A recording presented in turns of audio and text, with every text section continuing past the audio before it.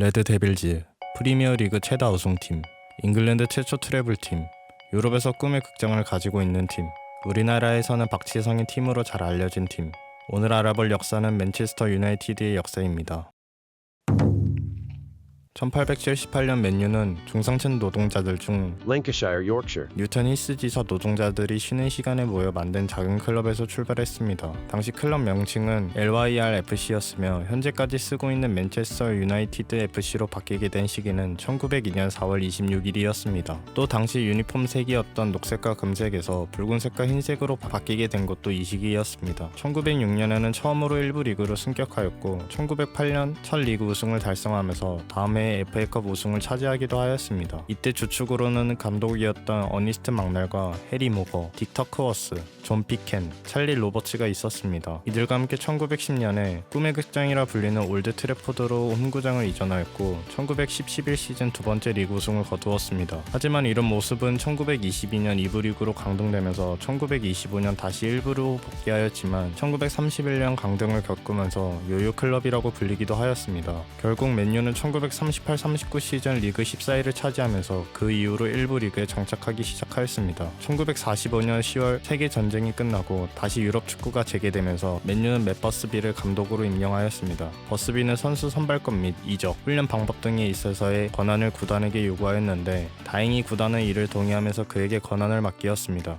그러면서 버스비는 첫 계약을 선수가 아닌 수석 코치 지미 머치와 계약을 하였습니다. 그 후 시작된 시즌에서 1948, 49년 2위를 차지하고 1948년에는 FA컵 우승을 차지하였습니다. 이어서 버스비는 유스팀의 눈길을 돌렸고 1956년에 팀의 평균 나이가 22세밖에 되지 않았지만 시즌 103골을 넣으면서 리그 우승을 차지하였습니다. 이들을 두고 버스비의 아이들이라 불렀는데 제키 블렌치 플라워, 로저 번, 덩컨 에드워즈, 바비 찰튼 등이 있었습니다. 그리고 첫 유러피언 컵에서 레알에게 패배한 뒤 산티아고 베르나베우는 버스비에게 파라다이스를 선물하겠다며 러브콜을 보냈지만 버스비는 맨체스터가 저의 천국입니다 라고 답하면서 팬들을 미치게 만들었습니다.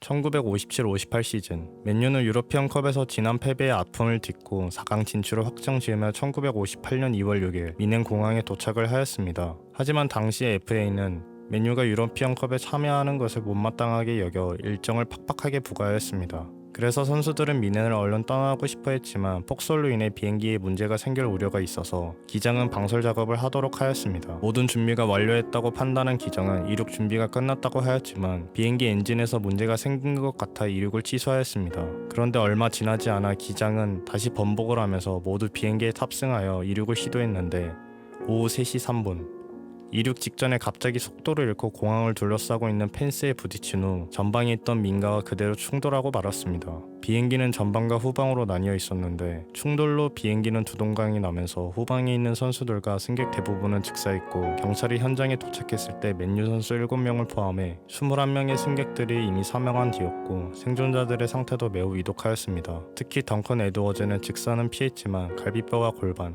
다리가 모두 부서지고 폐와 신장에도 치명적인 손상을 입었습니다. 잠시 의식을 찾았을 때 옆에 있던 머피 코치를 보고 에드워즈는 코치님, 다음 경기는 3시에 시작하나요? 라고 말하면서 생사를 헤매면서도 다음 경기를 생각했던 에드워즈였지만 얼마 안 있다 보름 만에 그의 나이 23살에 생을 마치고 말았습니다. 당시 사망한 선수들을 제외하고 살아남은 조니 베리와 제키 블렌치 플라워는 부상이 심해 은퇴를 선택하기도 하였습니다. 한편 버스비는 2개월 동안 의식을 잃은 채 중환자실에서 치료를 받고 있었는데 생존 확률이 5대5였고 생존한다 해도 2주 안에 사망할 것이라고 전망하였습니다. 하지만 놀랍게도 빠른 회복력을 보여주면서 의식을 되찾았습니다. 그리고 나서 머피에게 자신이 돌아갈 때까지 맨유가 무너지지 않도록 부탁을 하였고 머피는 살아남은 선수들과 함께 잔여 시즌을 치렀습니다. 그렇지만 주전 7명이 사망하고 2명이 은퇴한 상황에서 좋은 성적을 기대하는 것은 무리였습니다. 이 무렵 회복에 성공한 버스비는 자신의 욕심으로 인해 유러피언컵을 출전했기 때문에 일어난 일이라며 죄책감을 토로하였습니다. 그러나 그는 포기하지 않았습니다.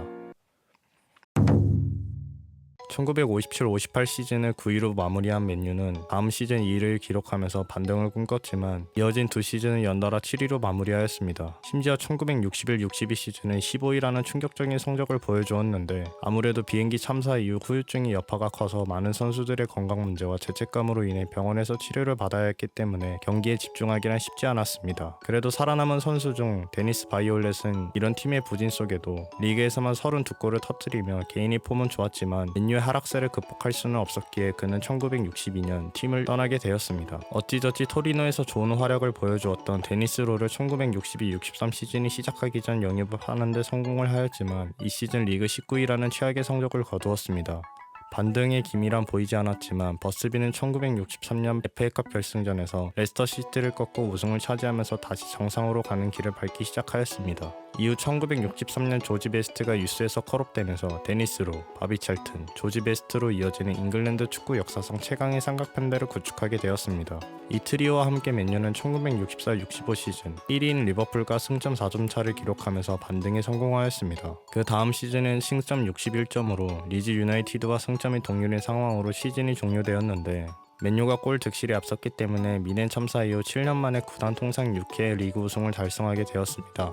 이어진 시즌에서는 리그는 4위에 그쳤지만 유러피언컵에서는 선전하였는데 8강에서 만난 에우제비우가 이끄는 벤피카를 상대로 원정에서 5대1 대승을 거두면서 4강에 진출하였습니다. 하지만 세르비아 명문 구단 파르티잔에게 패배하면서 이번에도 비기어를 들기란 쉽지 않았고 버스비는 너무 낙담한 나머지 은퇴를 생각하기도 하였습니다. 그래도 바비 찰튼의 발롱도르 수상으로 그렇게 실패한 시즌은 아니었습니다. 버스비는 1966-67 시즌 선수들을 다시 하나로 묶으며 압도적인 성적으로 리그 우승을 성공하였고 유러피언컵 4강에서 레알 마드리드 상대로 도합 4대3으로 고대하던 결승전에 진출하게 되었습니다. 그 상대는 지난 시즌 굴욕을 안겨준 벤피카였습니다. 벤피카는 맨유의 조지 베스트를 완전히 봉쇄하면서 지난 시즌과는 다른 모습을 보여주었습니다. 다만 바비 찰튼의 헤딩골이 후반 8분에 터지면서 승기가 맨유 쪽으로 기울어졌고 이대로 경기가 끝나나 싶었지만 벤피카의 만회골이 후반 33분에 터지면서 연장전으로 이어졌습니다.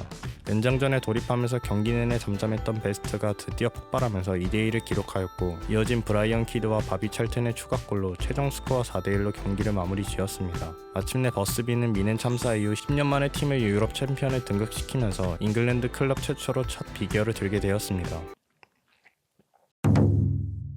비기어를 든 이후 버스비는 1968-69 시즌 도중에 은퇴를 선언하였습니다. 당시 버스비의 역할이 많이 컸었기에 그가 팀을 떠나고 구단은 11위로 추락하였습니다. 버스비의 뒤를 이은 감독들은 모두 그를 대체할 수 없었고 맨유는 17년간 시행착오를 겪게 되었습니다. 결국 1986년 11월 6일 에버딘 FC를 성공적으로 이끈 알렉스 퍼거슨이 다른 클럽들의 많은 구애들을 받지 않고 맨유의 신인 감독으로 부임하게 되었습니다. 시즌 중도 부임에 팀은 자금도 충분하지 않은 상태였으며 선수들 중 일부는 주정뱅이의 모습을 보여주는 등 그야말로 개판 5분 직전인 팀이었는데 퍼거슨은 이런 팀을 바로 살리기란 쉽지 않았습니다.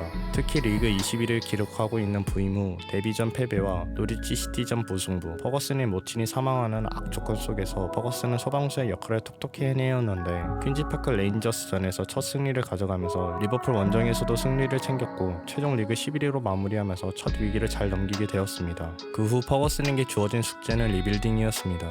두 번째 시즌을 보내게 된 퍼거슨은 스티브 브루스, 비브 앤더스, 브라이언 맥클레어 등을 영입하면서 리그 2로 마무리하였습니다. 두 시즌 만에 팀의 고무적인 성과를 본 팬들은 침체 중이던 클럽에게서 희망을 보았습니다. 하지만 여전히 주정뱅이 구단이라는 이미지를 바꾸기란 쉽지 않았는데 하는 수 없이 주축이었던 노먼 화이트사이드, 폴 맥그레스, 고든 스트라칸 등을 방출하였습니다. 이어서 퍼거슨은 팀의 새로운 훈련 체계와 엄격한 규율을 적용시키면서 팀의 분위기를 바꾸었고 버스비가 이전에 그랬듯이 유스 시스템을 재구축하고 관심을 기울이기 시작하였습니다. 물론 이렇게 하더라도 바로 팀을 정상으로 이끄는 것은 기적이나 다름없는 행위였는데 역시나 새로 합류한 스티브 브루스, 게리 펠리스터, 마크 휴즈, 마이크 페란, 폴 인스 등의 선수들은 자리를 잡을 때까지 흔들렸습니다. 결국 다음 시즌 우려가 현실이 되어 리그 13위로 마무리하였습니다. 당시 팬들은 퍼거슨 경지를 강력하게 주장하면서 전화폭탄과 배너를 걸기도 하였습니다. 하지만 구단 수뇌부들과 이 사진으로 활동하고 있던 바비 찰튼과 버스비는 이런 퍼거슨을 변호하였습니다. 장기적인 리빌딩을 위해서는 퍼거슨이 꼭 필요하다라고 판단하였기 때문에 퍼거슨에 대한 신뢰를 보여주었습니다. 계속해서 경질 이야기가 나오는 퍼거슨을 구원한 것은 FA컵이었는데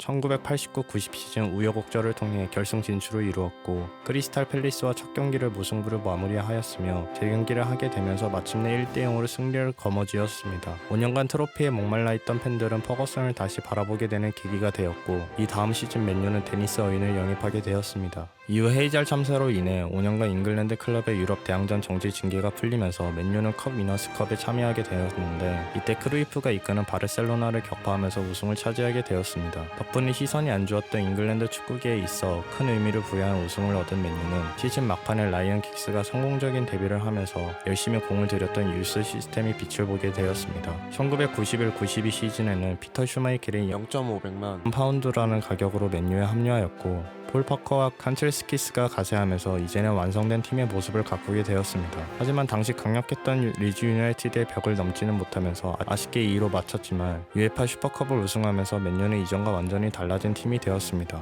특히나 이런 맨유의 부상은 잉글랜드 축구에서도 영향을 많이 주었는데 잉글리시 풋볼 리그를 탈퇴하면서 프리미어 리그 창설을 하게 된 영향을 주었습니다. 그리고 맨유는 팀의 주포를 구하기 위해 앨런 시어러를 영입하려고 하였지만 블랙번이 가로챘고 이어서 데이비드 허스트, 브라이언 딘 등 타팀에게 뛰어난 스트라이커들을 빼앗기면서 퍼거슨이 눈길을 돌린 것은 당시 문제와 그 자체였던 에릭 칸토나였습니다.